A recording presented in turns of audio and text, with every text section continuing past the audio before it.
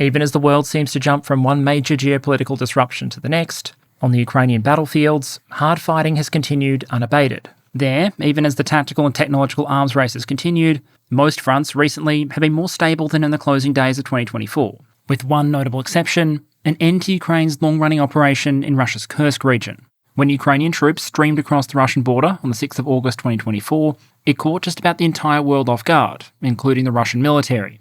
More than 1,000 square kilometres of territory was taken, although the Ukrainians were stopped short of their apparent territorial objectives.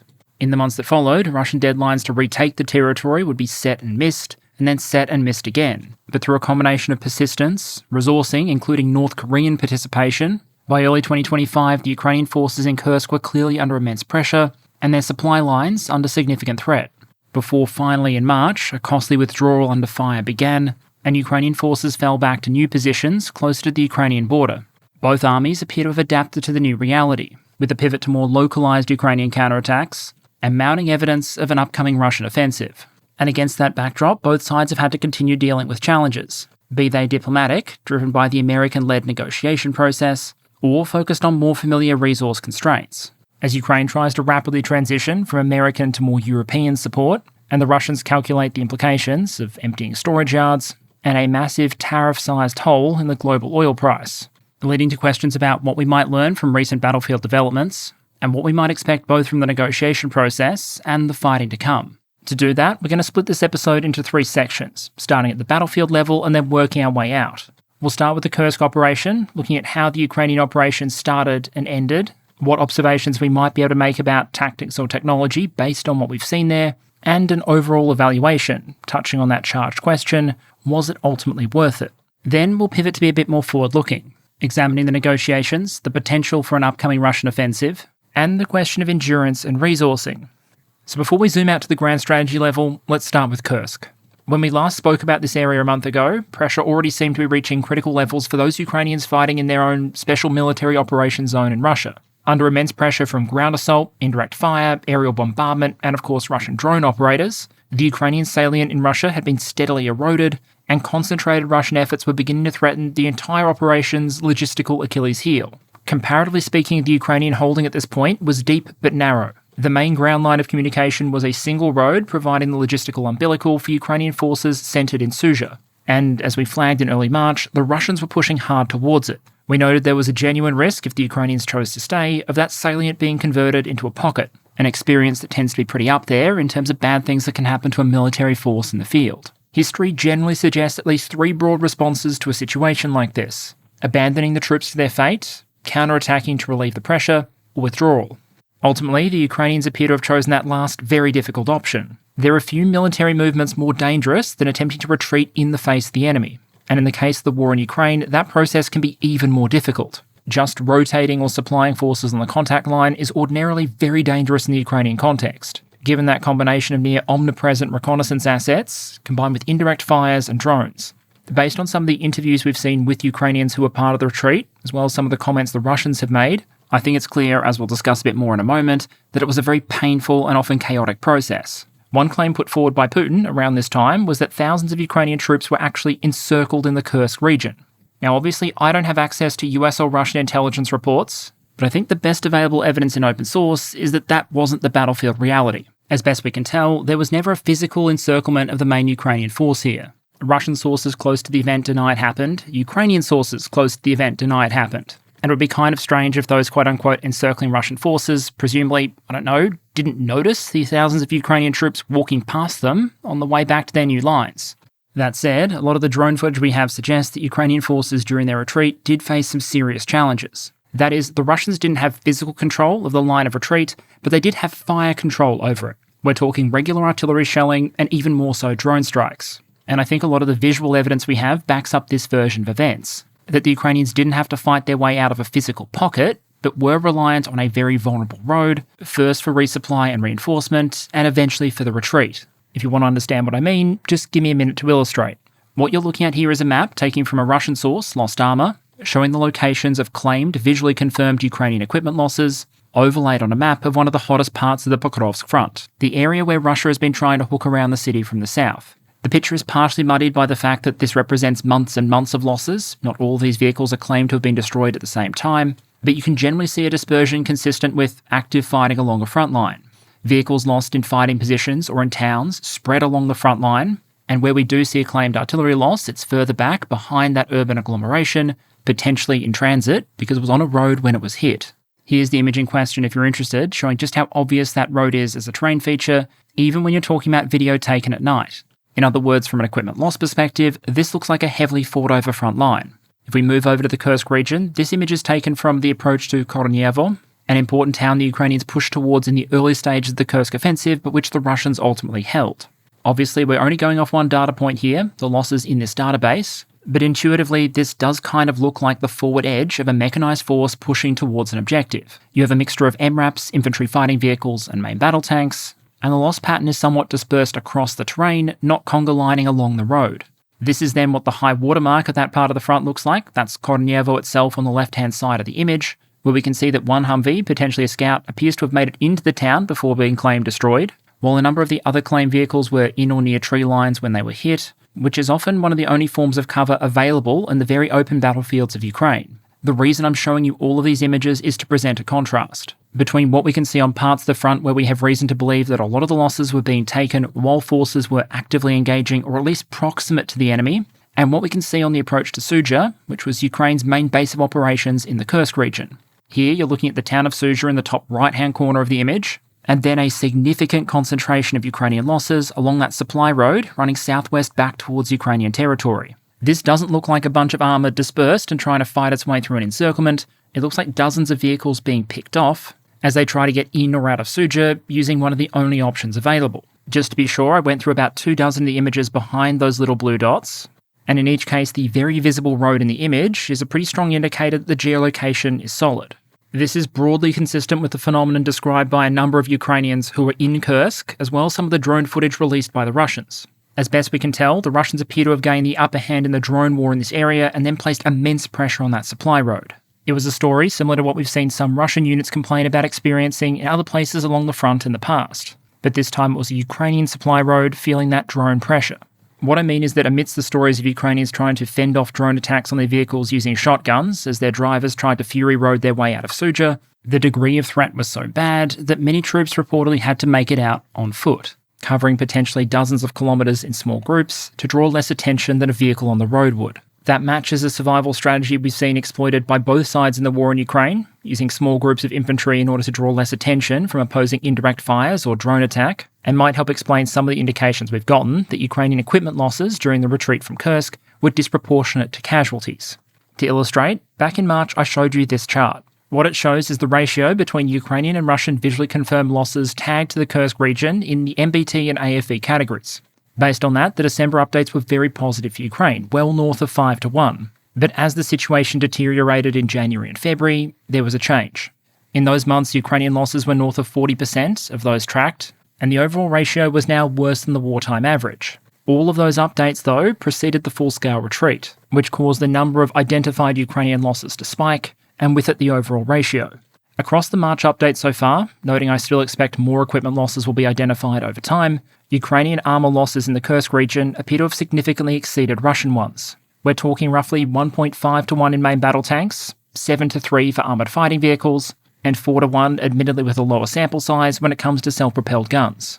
In raw numerical terms, that translates to about 19 Ukrainian losses in the MBT category, over 90 AFVs, and around 15 self-propelled guns. Russian losses, meanwhile, by Russian standards, have been comparatively low. Those numbers might not seem huge by themselves, but remember, visually confirmed losses often are a lagging indicator, as demonstrated by the fact that it looks like the first April updates will push these ratios even further in Russia's favour, to the tune of approximately 43 additional Ukrainian losses across those three equipment categories. For Russia, this might not be too far off baseline, but Ukraine has arguably never been in a position to fight like and expend material like Russia does. And also that because of the nature of the Russian and Ukrainian militaries at this point, a lot of equipment losses aren't going to be heavy armour. It's important to track armour and artillery losses because they're vital battlefield assets and sometimes difficult to replace, but a lot of the loss pool is going to be made up of lighter stuff. For example, those March updates show Ukraine losing about 120 infantry mobility vehicles and MRAPs in the Kursk region, with the most common type being the American Humvee. The reason I usually separate these out is because it's just so much easier for Western nations to replace IMVs than it is armoured vehicles. But I think leaving them out entirely would be a case of cherry picking, because while the vehicles might be easy to replace, it's a different story when it comes to the troops who might have been using them. And I think it's reasonable to assume that in some of those cases there would have been human casualties alongside the loss of the vehicle. Now, as at time of recording, the Ukrainian retreat from Sudzha and most of the Kursk region appears to be complete. We've seen the Ukrainians take up defensive positions closer to their own border, but still holding approximately 110 square kilometres of Russia. That leaves the Russians in control of Sudzha, but the Ukrainian positions now much less exposed. And with those Ukrainian efforts in Kursk dialing down, we've seen a pivot of attention to other areas. You probably would have seen reporting, for example, that as Ukraine was pulling back from one of its territorial incursions into Russia, it was launching another territorial incursion into Russia. This reportedly happened in the Belgorod region and received a lot of media attention, but I think the available evidence so far from both the Russians and Ukrainians is this effort was on a relatively small scale. The claimed penetration only really covers very roughly a dozen square kilometres, and even the Russian source, as you can see on the screen here, only claims a handful of Ukrainian equipment losses. Meaning to me, this is more consistent with a raid or a very localised effort, potentially intending to divert Russian resources as opposed to a larger offensive effort.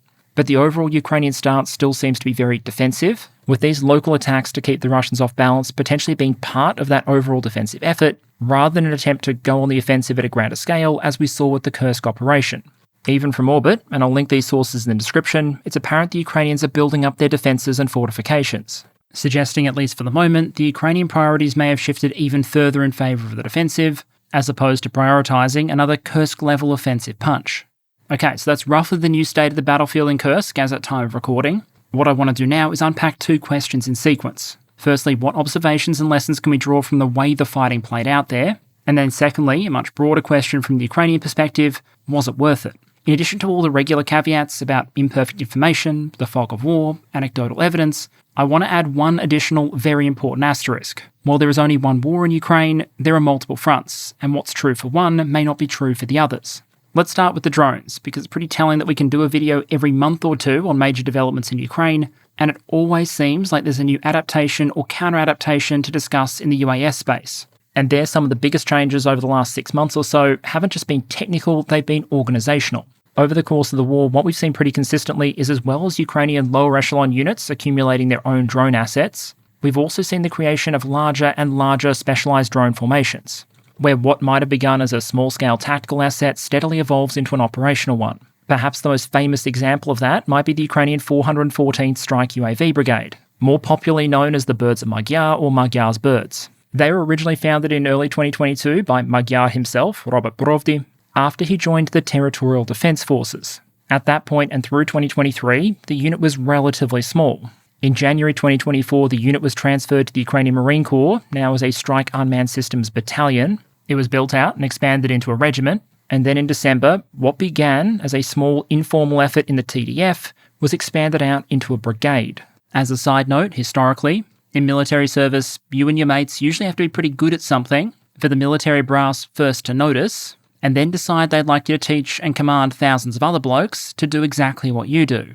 But that's often at least part of the founding story of some of these larger drone units. These larger unmanned systems formations can bring a lot more resources together than just the operators themselves. They can have their own headquarters and intelligence functions, their own drone workshops, recruitment and training pipelines to get new manpower effective quickly, and these large Ukrainian drone units have come to account for an ever more significant share of claimed Russian manpower and equipment losses. In March, for example, just the 2 Ukrainian top-scoring drone brigades claimed to have inflicted a total of more than 4,000 Russian personnel casualties, killed and wounded, which, when you compare it to just about any estimation of Russian casualties, including from the Ukrainians themselves, suggests these drone formations might be inflicting damage out of all proportion to the resources invested in them. I've actually seen a Ukrainian drone unit claim that the average cost of inflicting a Russian infantry casualty is as low as $152. Given the source, I'd obviously recommend skepticism regarding that claim, and to get those kind of figures, you'd probably have to mostly presume the use of bomber drones as opposed to kamikaze FPVs, and probably also ruling out overhead and support costs. But even so, it serves to highlight how absurdly affordable precision has become on the Ukrainian battlefield. And interestingly, as the war has gone on, we've sometimes seen the Russians start to adopt parts of the Ukrainian way of drone warfare. Back in October 2024, for example, it was reported in Russian state media that the Rubicon Center for Advanced Unmanned Technologies had been established on the orders of Defense Minister Andrei Belousov himself. If you've been following the evolution of Ukrainian drone warfare, aspects of what Rubicon is and is meant to do will be very familiar. The idea was to take an existing drone formation and build it out, to give it a better ability to train new operators, test potential systems, develop requirements, interface with volunteer drone providers, what TASS calls the people's defence industry, and generally concentrate a lot of UAS-related know-how and capability under a single roof.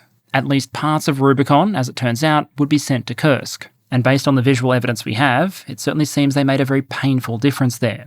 At an even higher organisational echelon, the Russians also appear to have followed Ukraine's lead in establishing a separate unmanned systems force, with Belousov himself reportedly saying back in December, quote, "In accordance with the Supreme Commander-in-Chief's directive, we propose creating a new branch of the military, the Unmanned Systems Forces," end quote. I'd suggest that what branches a country decides to create within its military structure can tell you a lot about the capabilities that they value.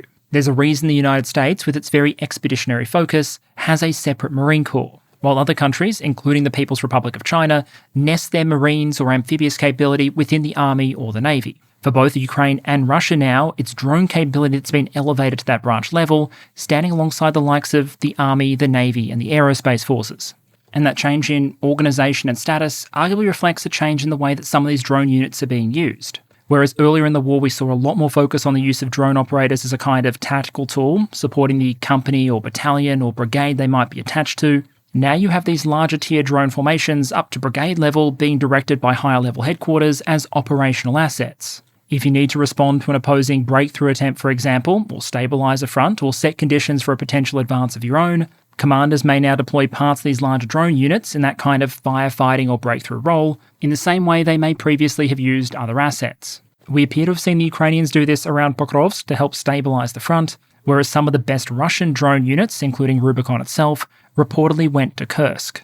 Russian media claimed that Rubicon hit 400 pieces of Ukrainian heavy equipment over an unspecified time period across the Belgorod, Kursk and Donetsk directions, while comparatively a much larger share of these hits, claimed by Magyar's unit in March, were from frontline areas like Pokrovsk and Kherson. The key point here is that both sides have built up a drone capability that is so effective and staffed with operators who have become so expert that they can sometimes have a very significant influence on whatever part of the battlefield they're allocated to.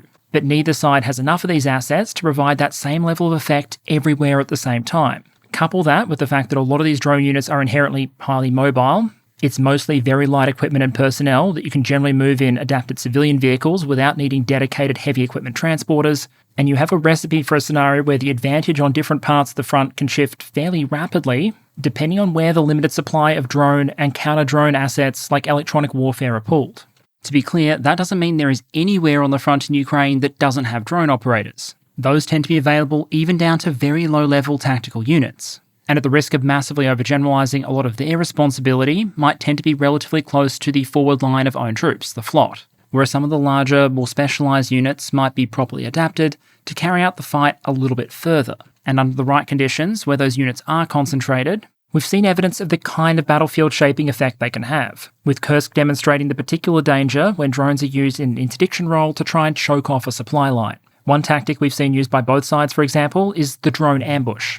This is where an operator lands near a known supply road, powers down the rotors to save power but keeps the camera on, and then, once a target comes into view, quickly powers on and engages it. One of the big potential advantages of a tactic like this is it cuts down the value of speed as a defence. If you were operating under a system where a reconnaissance drone was monitoring a supply road and then once it saw a target, an FPV was launched to intercept it, if that vehicle was really booking it, it might make it out of the target area or into a defended position before the FPV or loitering munition arrive to engage it. Ambush tactics, meanwhile, even if they can result in wasted drones, cut that response time down to potentially seconds. And even if you somehow manage to conscript Max Verstappen himself, no one is going to be outrunning a weaponized racing drone in a Scooby-Doo van without a significant head start.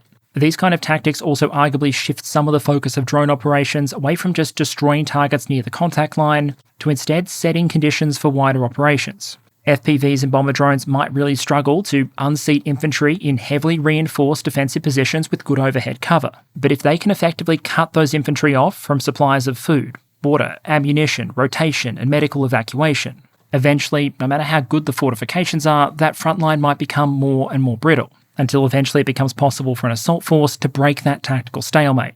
In doing that, we're increasingly seeing small drones intrude on what is traditionally the turf of other more complex systems, specifically aircraft. If the role of a 2022 model FPV with a range of 3 to 4 kilometres might be broadly analogous to an anti-tank guided missile, for example, Ukrainian drones with ranges of 20 to 40 kilometres are increasingly intruding on what was previously the artillery's territory, while loitering munitions and long-range strike drones with ranges measured in the hundreds of kilometres find themselves operating in territory traditionally dominated by long-range missiles and airstrikes. For many military forces around the world then, that makes control of these drone assets an interesting doctrinal question. While in Ukraine they're already a defining battlefield challenge and asset. How quickly forces around the world are adapting to this technology and the experience we're seeing come out of Ukraine is very varied. The US Marine Corps, for example, has recently announced that in every rifle squad of 13 Marines, there'll be one precision fire specialist, trained in the use of systems that can engage targets from beyond visual range, including drones. Describing the work of the Marine Corps' attack drone team,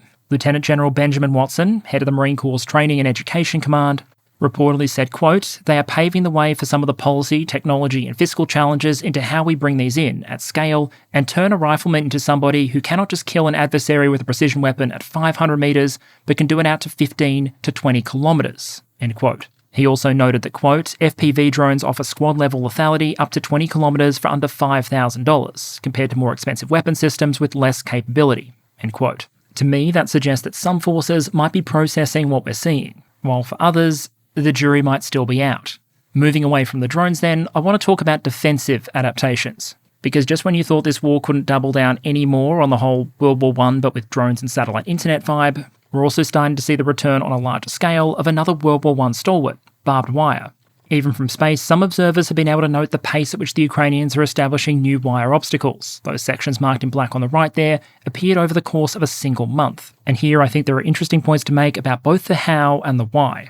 A big part of the how has been the use of a very new tool, the unmanned ground vehicle, to deploy a very old one, the razor wire itself. What you'll see on the right there is a very basic, presumably very cheap UGV with coils and coils and coils of wire around it. That specific image, as well as others like it, perhaps give us part of the clue as to why we're seeing more wire now. It's not just that wire is incredibly cheap and available, which it is, it's also that you can lay a lot of it using a single UGV. Whereas a small UGV might only be able to lay 1 or 2 TM62 landmines and a larger system a couple of times that, a single drone might be able to carry hundreds of metres of this stuff to either lay new obstacles or to repair and replace old ones. That means you can potentially build up barriers and obstacles across significant parts of the grey zone without really exposing your human combat engineers in the same way. The other part of the why, although it's not clear how much of an impact this has made, might be a shift in Russian tactics. Back in 2022 or early 2023, when many Russian assaults were heavily slanted in favour of metal and armour rather than manpower, the comparative value of spending your effort laying wire obstacles instead of anti-tank mines, for example,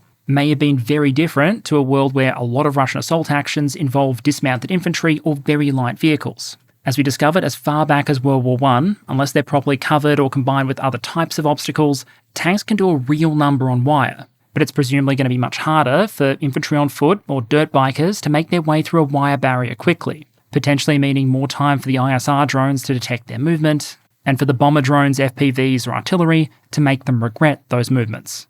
If you want another example of an action-reaction relationship and what is old being new again, it also looks like for a number of nations, a casualty of the fighting in Ukraine is going to be the Ottawa Convention. This is the agreement prohibiting the production, stockpiling and usage of anti-personnel landmines. But now Finland, clearly very aware of the potential Russian threat, has announced they're going to be the most recent country to withdraw. From a purely humanitarian perspective, a breakdown in restrictions on landmines and cluster munitions is arguably a clear tragedy due to the collateral damage those kind of weapons can cause. But many countries are no doubt looking at the fighting in Ukraine and concluding that, despite the dangers, these weapons work. Against many target types, cluster munitions have just been more efficient than unitary shells, and anti-tank mines alone obviously can't form effective barriers against primarily infantry assaults. So I think there's a genuine danger that we're moving further and further towards a world where these kind of arms limitation agreements are primarily signed by the kind of countries that wouldn't need the weapons anyway, and those nations with long land borders and strong conventional opponents return to stockpiling. A big point here is that a number of these offensive and defensive adaptations link together, and a lot of them come back to at least a drone component. Mines and wire are effective tools, made more effective by the fact that drones can be used to deploy them. That adaptation obviously cuts both ways, with both the Russians and Ukrainians showing off drones that can be used for tasks like mining. Likewise, we're seeing drones leaned on to set conditions for a potential offensive, or to blunt one. The question of who has local drone superiority is increasingly a relevant one, in the same way you might ask who has local air superiority. With it, you can potentially interdict opposing supply lines, inhibit rotation, and eventually wear down a defending force at the front line, no matter how strong their fortifications. Likewise, if you're on the defense but have local drone superiority, you can also inhibit your opponent's supply lines, engage in remote mining, or try and blind the ISR assets that enable them to effectively target behind the lines. Interceptor drones were already a significant factor in 2024, and they continue to evolve in terms of quantity and capability. Back in 2022, the likes of a Russian Orlan-10 reconnaissance drone would probably be safe at a local level, unless someone was willing to task a relatively expensive and valuable asset, like an air defense missile or a man-pads, against it. The intelligence and target designation that those drones then provided was a significant part of why systems like HIMARS, Iskander, Lancet loitering munitions, or Krasnopol laser-guided artillery shells were as dangerous and effective at the ranges that they were. Now some of the larger but less survivable ISR systems have arguably seen a sort of 1914 to 1917 survivability evolution. They're still basically the same aircraft they were a couple of years ago, perhaps even with a couple of defensive adaptations. But the skies they're flying in are just much, much more dangerous. Meaning at a local level, gathering intelligence beyond the range the smaller drones themselves can travel is no longer always as easy as it once was. Unless, that is, you're able to suppress your opponent's drone teams, either kinetically or with electronic warfare, in which case the effects could potentially look a lot like a local form of air superiority. There's one final note here, and it has to do with the North Korean presence. I'll put an asterisk here to say that everything that follows is claimed or reported, because despite the evidence including apparent North Koreans being captured, there are still sources that claim there are no North Korean troops fighting. And to be fair, if back in university a classmate had told me they reckon there'd be a second Battle of Kursk in the 2020s, and this one would feature North Korean troops fighting to try and eject a Ukrainian offensive, I probably would have tried to switch teams for the group assignment. To summarise some of the Ukrainian feedback, noting that there's always going to be variation between different observers, the contention I saw was that generally the North Korean troops weren't particularly efficiently employed by the Russians, often being used in a way that would all but guarantee they'd take heavy casualties, but that at an individual and small unit level, they generally demonstrated a high willingness to fight, good marksmanship, and tactical acumen. What appears to have held them back in many cases is they didn't come into this conflict with a solid understanding of the nature of the drone war, and because these were primarily infantry formations, presumably trained for the Korean Peninsula, they would generally perform much better when they had cover and concealment than when they were forced into the open, which was a lot. Eventually, however, they reportedly started to learn and make tactical adaptations. And while I think it might be tempting for some observers to take those observations and just set them aside, saying that North Korean troops are very different to NATO troops, for example, and leaving it at that, which is obviously true, I think there might be some value in that macro observation. This is a force that came to Ukraine, discovered a war that was very different to the one they trained for, got wrecked, and then through the process of getting wrecked repeatedly, eventually learned how to get wrecked less. Part of the challenge, I suspect, for many foreign military forces observing the fighting in Ukraine is to try and learn as many of those applicable lessons as possible, so that if things ever escalate in the future, troops already know the basics and don't have to fall back on the learn by getting wrecked method. For the North Korean leadership, casualties for experience might be a fully acceptable trade, but I doubt it's the kind of exchange that many Western forces would be quite so willing to make. There are more potential lessons and observations we could cover, but I want to pivot to a broader evaluation. I think a significant part of how a lot of analysts might assess the success or failure of the Kursk operation in their eyes comes down to what they believe Ukraine was trying to achieve by doing it. Some potential objectives, for example, weren't just achieved, they were achieved relatively early. If the goal was to demonstrate to Russia that they couldn't afford to be overly economical when it came to garrisoning their borders, then that was arguably achieved the moment the Ukrainians demonstrated a willingness to cross those borders in force. If an objective was to demonstrate to Western backers of Ukraine that they were overestimating the risk of escalation with Russia, then Ukraine arguably achieved that the moment they decided to jump about 15 points up the escalation ladder, run an armoured formation straight through a Russian red line, and not get nuked metaphorically or literally in the process. And finally, if the goal was to serve as something of a moral tonic for Ukrainian forces and convinced Western backers that the Ukrainian military still had offensive potential, then the rapid advances of the first few days, coupled by Russia's inability to quickly eject that Ukrainian force, may have achieved some of those intended effects through their early tactical success. And so if you prioritise factors like that, you might take a particular view of this operation. At the other extreme, if you believe the primary goal of the operation was to seize Russian territory that could then be used as a bargaining chip in negotiations, post-withdrawal, that obviously can't happen. As late as January, some outgoing US government figures were saying the following about the operation, quote, "Their position in Kursk is an important one, because certainly it's something that would factor in any negotiation that may come about in the coming year," end quote. That was a quote from Blinken. But in order to serve as a bargaining chip, you need to hold on to the asset in question until the negotiations get to that point. And in the end, instead of trading for the territory back, the Russians just took it back. Then there are objectives in the middle of the range where an evaluation can get kind of fuzzy. The biggest example here would be the stated Ukrainian goal of diverting Russian forces away from other sectors like Pokrovsk. The problem with evaluating this argument is it's very hard to be sure about what would have happened if Kursk didn't happen. We can describe what forces on both sides were sent to fight in Kursk, but we can't be sure what they would have done otherwise. Nor is it easy to be confident about what kind of effect they might have had there. We're fairly confident, for example, that the Russians dedicated considerably more manpower to the Kursk front than the Ukrainians did. But since that's generally the norm across a lot of the Ukrainian front line, it's impossible to prove what would have happened if most of these dedicated forces had been deployed to the Donbass instead, on both sides. Would that have resulted in greater Russian gains, fewer Russian gains?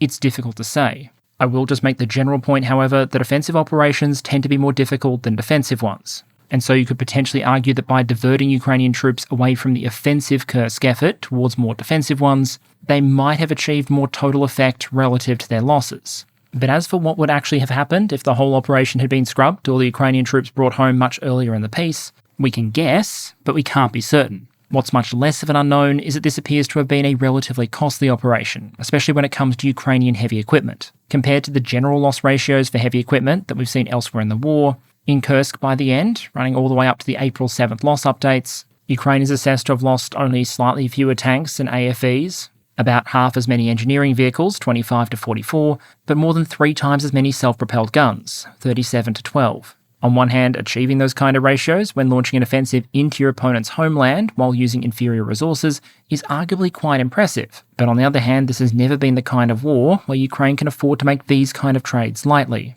especially not when other fronts were consistently delivering far more favourable attritional outcomes.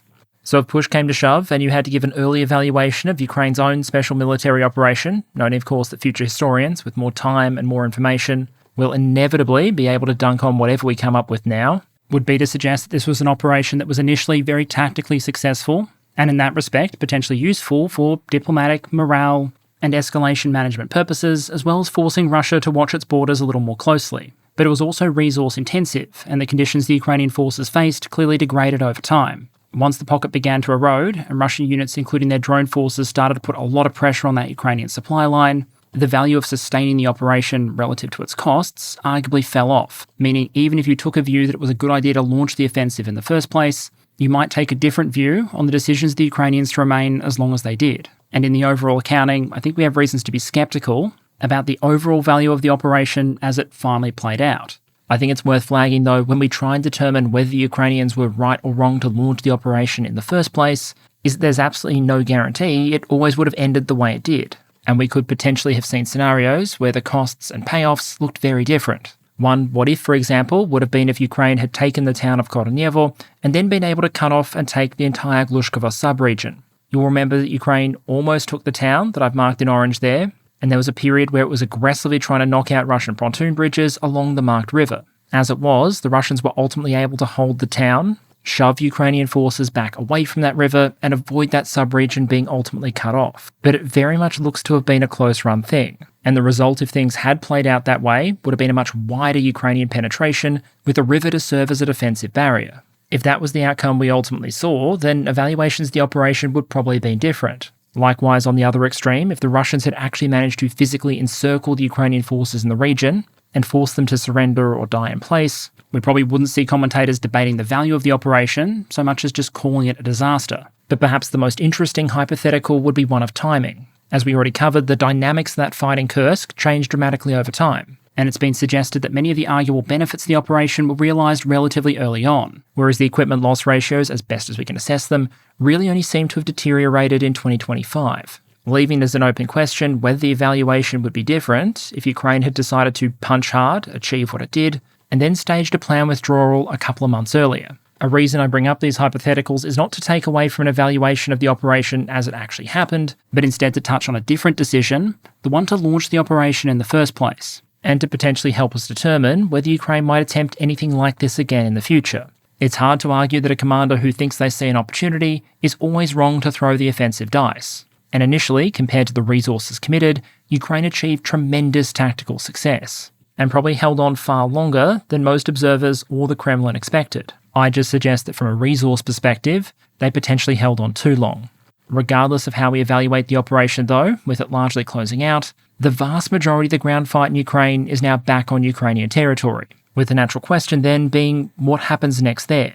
There's little doubt that goes beyond purely military factors, with diplomatic and economic efforts also playing out. That includes US-led efforts that have publicly been pushing for a general ceasefire. And so what I want to touch on next is whether or not that process is likely to lead to a proper peace deal in the near term, or if we're likely to see more fighting and perhaps partial ceasefires like the Black Sea Agreement. Understand that I'm not trying to evaluate here whether the US goals themselves are good or bad. That's a moral question. I have strong opinions of it, and I'm sure many of you do as well. What I'm concerned with is whether the US approach is likely to work. There we could start the many reasons for pessimism with just straight Russian signalling. A senior Russian figure has publicly said that a ceasefire may not actually be reached in 2025, and Putin has outright said that Russia cannot accept the US peace plan for Ukraine in its current form. President Trump now reportedly says he was being, quote, a little bit sarcastic, end quote, when he said during his election campaign that he could end the war in Ukraine in 24 hours. But as you can see from the quote on screen there, he still maintains that he'd like to get the war settled, and he believes he'll be successful. But I think there are fair reasons to believe that the challenges there start, although certainly don't end, with the basic model that the United States has chosen to adopt for these negotiations. I've described the situation between Russia and Ukraine before as a tug-of-war between two very distant negotiating positions. To get a peace deal at a fundamental level, what the United States needs to do is push those two negotiating positions closer together. That means either pushing Ukraine further in the direction of capitulation, or Russia towards relinquishing war goals. So far, the administration appears to have focused on pressuring Ukraine first. The US first got Ukraine to sign up to the idea of a general ceasefire, for example, but still appears stuck on getting the Russians to follow suit. And then beyond any temporary ceasefire would be the question of how do you negotiate a final peace deal, where so far the publicly stated positions of at least some of the American negotiators have generally been much closer to the Russian position than either the previous US administration or the vast majority of the country's NATO allies. To give you a sense of why I say that, on the right there I have extracts from a transcript of an interview between Tucker Carlson and Steve Witkoff. Witkoff is an old Trump associate and officially the special envoy to the Middle East. But it's been him, not the nominal special envoy to Russia, General Keith Kellogg, who's actually been going to many of these meetings with the Russians and meeting President Putin himself. In that interview, Witkoff said the following, quote, well, first of all, I think the largest issue in that conflict are these so-called four regions. Donbass, Crimea, you know the names. Yeah, Lugansk, and there's two others. They're Russian-speaking. There have been referendums where the overwhelming majority of people have indicated that they want to be under Russian rule, and I think that's the key issue in the conflict. So that's the first thing that, when it gets settled, and we're having very, very positive conversations, and Russia controls that. Tucker Carlson then says, in fact, some of those territories are now, from the Russian perspective, part of Russia, correct? To which Witkoff replies, that's correct, but this has always been the issue. And it's sort of, no one wants to talk about it. That's the elephant in the room. The elephant in the room is that there are constitutional issues within Ukraine as to what they concede to with regards to giving up territory. The Russians are de facto in control of these territories. The question is, will they be? Will the world acknowledge that those are Russian territories? Will Zelensky survive politically if he acknowledges this? This is the central issue in the conflict. Absolutely. End quote. I don't want to retrace old ground, but these are public statements by a US negotiator. And they align far, far better with Kremlin talking points than anything we've seen come out of New Delhi or Beijing. The point around many Ukrainians speaking Russian as their first language has always been a red herring. Just because you speak a given language doesn't mean you want to be part of that state. London would not be within its rights to send the troops back into Ireland because, after all, most of the Irish speak English, not Gaelic. Nor does Paris have a right to Quebec, or Madrid to areas in the United States where Spanish speakers are in the majority. Zelensky and Syrskyi are both Russian speakers. And when new international law was written after a horrific world war saying no more expanding your national borders by force, there wasn't a little asterisk there saying unless the country you're trying to beat up has people who speak your language. Which then takes Witkoff to point 2, the referendums, where he says the overwhelming majority of people have indicated they want to be under Russian rule. If the implication there is that the United States regards these referenda as in any way valid, that would put the United States in a very limited club of countries internationally. Previously, only North Korea and Syria recognised the Russian annexation of these regions, and we can probably assume that Syria has unrecognised it after the opposition there very successfully decided to take their election campaign on the road to Damascus, so to speak.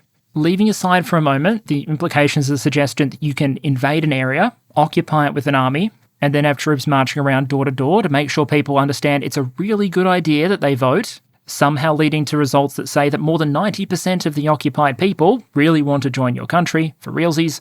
In some cases, the statement that the overwhelming majority of people in these regions voted to join Russia is physically impossible, because in Zaporizhia region, for example, the population centre is, surprise, surprise, the city of Zaporizhia, which Russia has never held. Based on pre-invasion population maps, a majority of Zaporizhians live in areas under Ukrainian control. Likewise, Kherson is back under Ukrainian control, and it's pretty safe to assume the locals prefer it that way. This is kind of like saying New York State should join Canada because you've polled the people of Buffalo, while New York City was aggressively flying the Stars and Stripes. My point is, through these statements, you can argue Witkoff appears to make out that the primary barrier to negotiated peace is Ukraine's unwillingness to surrender to Russian demands, not Russia making demands. With Reuters reporting that according to several unnamed sources, so make of that what you will, Witkoff is reported to have suggested that the fastest way for the US to secure a ceasefire would be to, quote, support a strategy that would give Russia ownership of 4 eastern Ukrainian regions it attempted to annex illegally in 2022,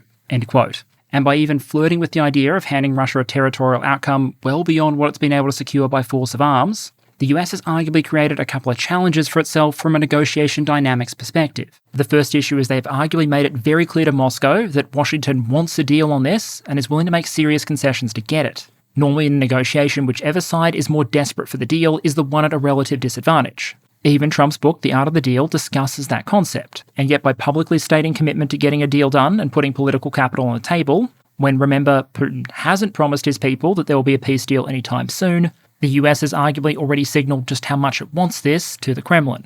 That might leave the door open for the Kremlin to try and revise upwards its demands every time it seems like a deal might be potentially close, as we recently saw Putin do when he suggested that all of Ukraine should apparently be put under a temporary UN administration and the current government turfed out as a precondition to the negotiation process, something which was obviously going to be a non-starter from the Ukrainian perspective. And then, having signalled that it wants a deal, the US has arguably given away a lot of the leverage it could have used to get one. There's a lot that Putin appears to want to get out of the war in Ukraine, and a lot Washington could do to frustrate those objectives. The US could have threatened to let Ukraine into NATO, for example, perhaps ruling out the occupied territories from the Article 5 guarantee, but even before Washington and Moscow reach a deal, the US has already folded that card. And Trump has reportedly said of Zelensky, quote, he wants to be a member of NATO, well, he was never going to be a member of NATO, he understands that, end quote. A statement which, unsurprisingly, was rapidly picked up by Russian state media. The US could also exert pressure by threatening to send or even just saying nothing about the prospect of sending American peacekeepers to Ukraine. But Defense Secretary Pete Hegseth ruled that out in his speech to the Munich Security Conference, implying the US was willing to rule out the use of the military as leverage against Russia, but not willing to rule out the use of the military for leverage against allied Denmark to annex Greenland. Finally, the United States might threaten to flood Ukraine with the arms and ammunition it needs to first stabilise the front and potentially grind back Russian forces. But Speaker Mike Johnson has said there's no appetite in the Congress for another Ukraine aid package, and far from publicly threatening more aid, the United States for a period publicly froze it, meaning that from Moscow's perspective, a lot of the remaining American leverage probably has to do mostly with economic measures. But there, the US has arguably muddied the waters by kicking off discussions about energy and minerals cooperation with Russia and the potential lowering of some sanctions. Essentially, you can argue that over the past several months, we've seen some US leverage over Russia disappear. Not because Russia has particularly strong cards, but because the US has kept voluntarily folding its hands. US leverage over Ukraine is also arguably in a decline. That's because the primary lever here, the thing that Ukraine needs that America provides, is American military assistance and intelligence sharing. But a majority of the military assistance through the Presidential Drawdown Authority has now already been delivered. And while the CSIS estimates there's still a lot of aid to be delivered through the US Security Assistance Initiative, with every piece of equipment, with every missile, with every round of ammunition delivered, the amount that Ukraine has to lose by saying no goes down. And without the prospect of a new aid package on the table to serve as an incentive, All else being equal, Washington's leverage in Ukraine might decline over time. Not into nothing, of course, it's still the US we're talking about, but a decline nonetheless. And that leads into a third issue. By apparently shifting towards the Russian position and choosing to negotiate bilaterally, the US has so far chosen to basically go it alone, without Ukraine and Europe at the table. Now, from a first principles perspective, yes, that means you have fewer voices at the table who are likely to object to whatever terms you want to agree. But it also means that if practically you need their agreement, you might be shit out of luck. One of the many demands the Russians have floated during ceasefire negotiations, for example, is that some of their banks be reconnected to the SWIFT international payment system. The only problem with that, even if the US was willing to go along with it, is that SWIFT is based in Belgium. And so far, the Europeans have told Moscow to go pound sand. To quote a spokesperson for the European Commission, the end of Russia's unprovoked and unjustified aggression in Ukraine and the unconditional withdrawal of all Russian military forces from the entire territory of Ukraine were one of the main preconditions to amend or lift sanctions. End quote.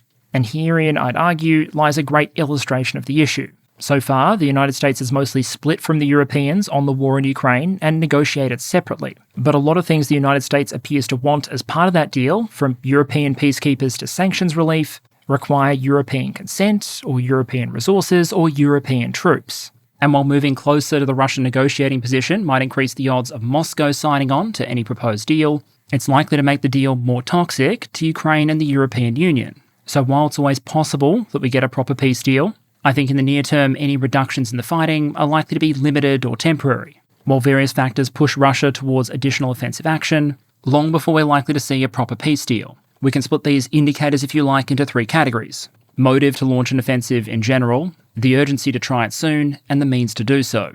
In terms of the motive Russia might have to launch an offensive, rather than taking a ceasefire or standing on the defensive, I think we need to look at things ranging from the weather to Russia's stated war goals. In terms of the weather, we're looking at a new campaign season, one where vehicles can move more freely than during the winter or mud seasons, and one where infantry gain the benefit of more concealment as foliage comes back. That potentially makes the battlefield more favourable to offensive action than at other times during the year. The Ukrainians mostly retreating from Kursk might also free up Russian priorities and resources the same way it does for Ukraine.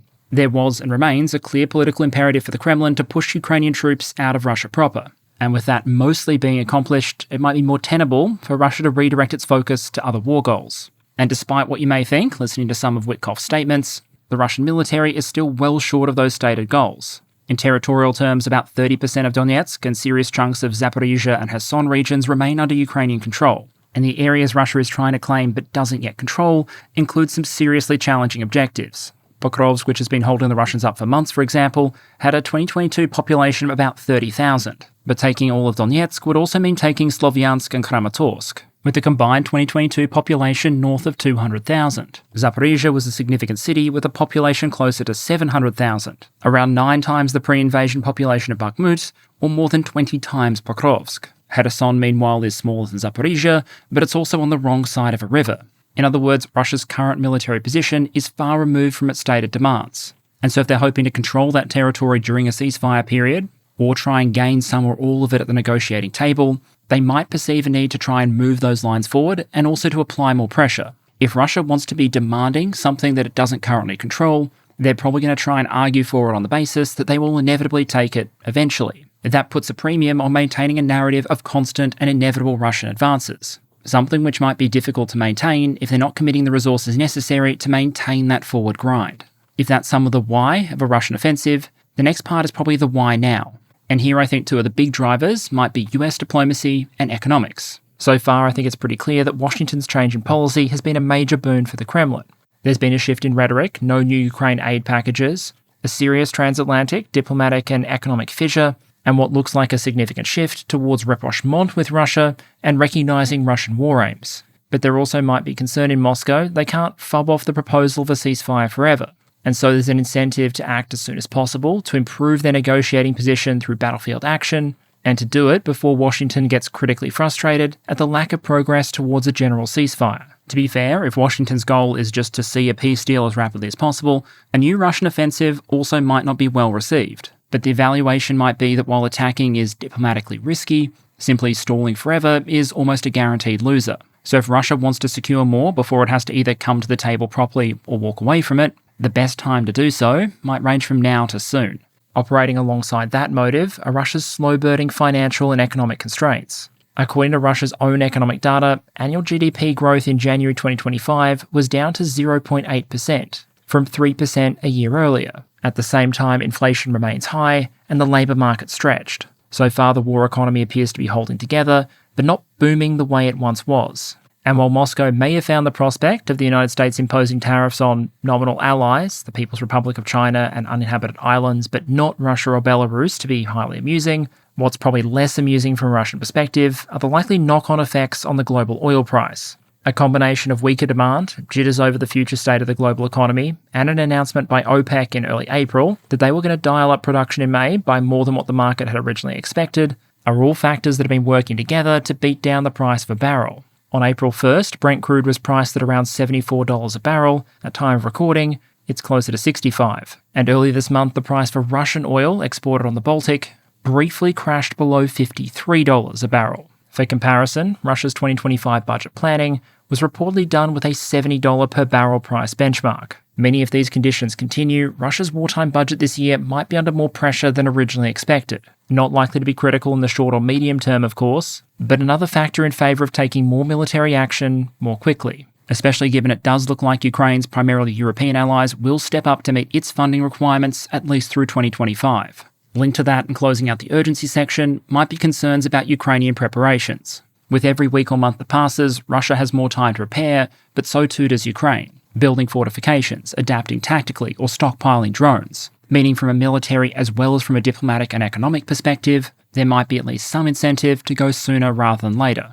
Which brings us to the final indicator I wanted to talk about, means. And specifically, evidence that Russia might have been trying to build up forces for use in a potential offensive. We know that throughout this war to date, the Russian military has sometimes shown a regenerative capacity only a couple of tiers short of Deadpool or Wolverine. And while that's obviously not infinitely sustainable, it might suffice for some further offensive efforts. While Russian casualty rates have likely been very high, for example, which we covered in a recent video, Russia's recruitment efforts are generally assessed to have more than kept pace. At a recent Senate hearing, US General Christopher Cavoli estimated Russian army casualties at around 790,000. Ukrainian and British MOD claims, which might include forces outside the regular army, now tend to begin with a 9. But in that same hearing, General Cavoli also indicated that the number of Russian troops in Ukraine is now at the highest level it has been since the invasion began. And I'd link that observation to the success, through fair means or foul, of Russian manpower inflows. Medvedev claims, for example, the Russian military recruited 450,000 contractors in 2024. And many analysts believe that so far, Russia is also meeting and exceeding its 2025 quotas. Partly, some anecdotal evidence suggests, not just because of a broadening of the recruitment pool to include individuals accused of crimes, not just those convicted of them, but also because there might be some in Russia who genuinely believe that a ceasefire or a peace deal is on the horizon, and so they might be incentivized to take a chance and try and score that sweet enlistment bonus, gambling that the war will end, before they personally get to the pointy end of it. Those who may have done so back in December have obviously been sorely disappointed by now, but for some people we should expect, especially where significant amounts of money are involved, that hope springs eternal. And with us seeing recruitment bonuses like 1.4 million rubles in Irkutsk, or 2.5 million out in the Far East towards Vladivostok, you can understand why many Russians, for whom that might be several years' salary, might be willing to roll the admittedly heavily weighted dice. If you contrast what we believe about Russian recruitment figures and what we can estimate about Russian casualty figures, our expectation was that the Russian army would get larger over time. And so while the Russian army of 2025 might on average be older and sicker than it was in 2022, it's also much larger and with some very experienced components. Meaning it's reasonable to assume, I think, that there will have been units built out in reserve that could potentially be used for an offensive. Another potential clue is in the Russian army's equipment park, or rather, what we've seen of it on the front lines. This isn't a storage and equipment loss analysis video, so I don't want to go into too much detail, but a summary would basically be that over the course of 2025 so far, a significant amount of the Russian equipment we've seen in use has been absolute trash. We're talking Stalin-era truck designs, fitted with drone nets and pushed into a military logistics role. We're talking about troops deploying e-scooters over rough terrain, or mixed assault groups that have seen main battle tanks operating alongside civilian vehicles during assault actions. Basically cases where, unlike some of the limited use of motorcycles or mules that we've seen, where you could sometimes make the case of that being the right tool for the job, even if it is an unconventional pick, we are seeing Russian troops use equipment which is just worse for the job than a military system would be. Those anecdotal reports also tend to hold up fairly well at the macro level when you zoom all the way out, and see that in some of the loss claims, the ratio between Russian infantry, Russian good quality equipment, and Russian garbage equipment has shifted somewhat in favour of the infantry and the garbage over time. And while it might be tempting for pro-Ukraine sources who have watched the steady depletion of Russian storage yards to basically say, hey, I told you so, there's an argument to be made that the Russian equipment situation at the front looks worse than it should if all the equipment we believed was being repaired, reactivated, or newly produced was being sent to those units. The two charts you can see on screen here demonstrate part of that shift. They show the ratio between Russian visually confirmed main battle tank and IFE losses in 2022, 23, and 24 against two sources of Russian casualty estimates: Mediazona's tracking of Russian probate cases and claims by the Ukrainian MOD, which I'm happy to use here because we're more interested in the pattern rather than the raw values themselves. And whichever data source you use, we see the same pattern: a significant increase in the manpower to metal ratio in the losses, with the Ukrainian military, for example, going from claiming around 50 Russians per IFE destroyed in 2022 to well over 200 per IFE in 2024. And while those patterns might suggest a greater use of dismounted infantry or greater constraints in the availability of those kinds of heavy equipment, another clue there might be an issue here, not just tactical adaptation, is the way civilian vehicles have made up more and more of the Russian losses over time. Most visually confirmed loss databases don't actually track civilian vehicles, and there are some decent reasons they often choose not to. But there is one source over on Twitter who tabulates losses primarily based on drone footage, who actually does include the ATVs, the golf carts, the Bohunkas, etc. This is Andrew Perpetua's work, which I will link, and while the raw numbers themselves might not be perfect, the interesting point here is the proportions. This chart shows the proportion of tracked Russian losses between August 2023 and February 2025, split into 5 categories. The combination of the blue, red and yellow bars are your military armoured vehicles: tanks, infantry fighting vehicles and APCs respectively. In August 23, they made up more than 3/4 of the included losses. But over time, we've seen more and more of the green and orange: civilian vehicles, IMVs, ATVs, golf carts, etc. And they've gone from making up less than 1/4 of the losses in parts of 2023 to very roughly 2/3 in January and February 2025, suggesting a much greater reliance on civilian stocks than Soviet ones than we saw back in 2023 or through most of 2024. If we could confidently say that was reflective of the state of the overall Russian force, we might have good reason to raise serious questions about their offensive potential. That said, I don't actually think it's that simple, and there are a couple of potential explanations in play. Maybe the factories and repair plants, for example, can't keep up the necessary pace. And as far as the macro indicators go, there are some clues that Russian manufacturing activity may have started to plateau. Plus, we can probably presume that as worse and worse quality equipment is pulled out of storage, the amount of work required to restore them to working condition is going to increase. But given that visually confirmed loss rates for things like Russian main battle tanks are also lower than they were back in 2022, for example, if the old broad assumptions around repair and reactivation rates were anywhere near correct still, we'd probably expect to be seeing a lot more Russian main battle tanks on the front line over time, not fewer. And so while that's clearly not definitive evidence either way, I'd suggest it points strongly in the direction of Russia choosing to divert some of its new recruits and some of its restored equipment, not towards units that have been fighting or rotating to the front line, but to units that are expanding or generating behind it. We know that Putin has repeatedly authorised increases in size for the overall Russian military. We also know that both Ukrainian and Russian officials alike have asserted that Russia is building out existing combat units to larger sizes and founding additional new ones. From my perspective, the evidence is fairly strong that that is happening, and so it might be reasonable to apprehend that new metal and new manpower is likely to go somewhere, with that somewhere potentially being into the teeth of the Ukrainian front line. Trying to estimate just how large that potential offensive reserve might be is inevitably going to be a very assumptions-driven exercise. Although to give a potential sense of scale, one Ukrainian estimate is that Russia plans to increase the number of troops it has in Ukraine by about 150,000 over the course of all of 2025. That doesn't give an answer as to what proportion of that potential pool might be available now, but it gives a guideline estimate of a roughly 20% increase in Russian manpower over the course of 12 months. A natural final question then, I think, is that if Russia has been trying to put together forces for a potential offensive, how ready is Ukraine likely to be to receive it? For the most part, this is probably the domain of a future episode, but there are a couple of points we can probably touch on now. For some aspects, like tactics, fortifications, fires, and drone availability, we've arguably seen an improvement in the Ukrainian position since late last year. But as we'll no doubt explore in a future episode, there's a massive open question over a potential USA-sized hole in Ukraine's military supply picture. Long before US policy shifted, we did see Ukraine taking more steps towards defence self-reliance.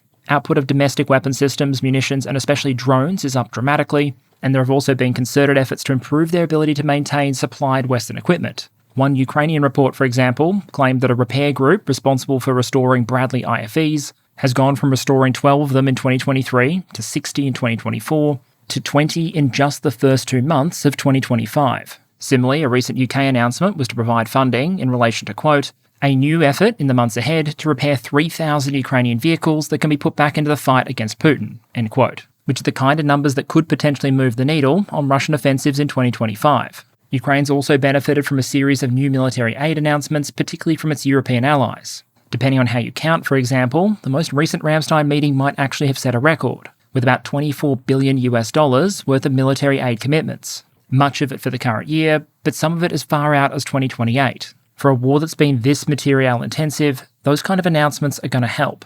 Though it needs to be said that especially when it comes to some specialist capabilities, if the United States does continue to step back, it does leave the other allies and Ukraine itself with some very big shoes to fill.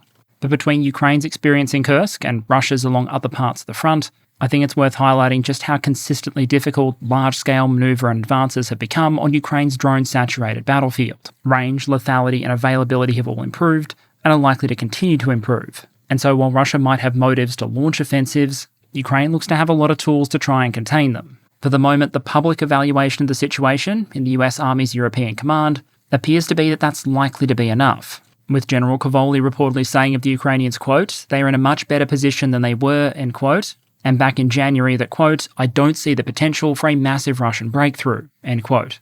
So far, I think the data provides plenty of reasons to support that assessment. But whether it holds true as Ukraine prepares to hold off whatever the Russians can throw at them in the coming months, as always, only time will tell.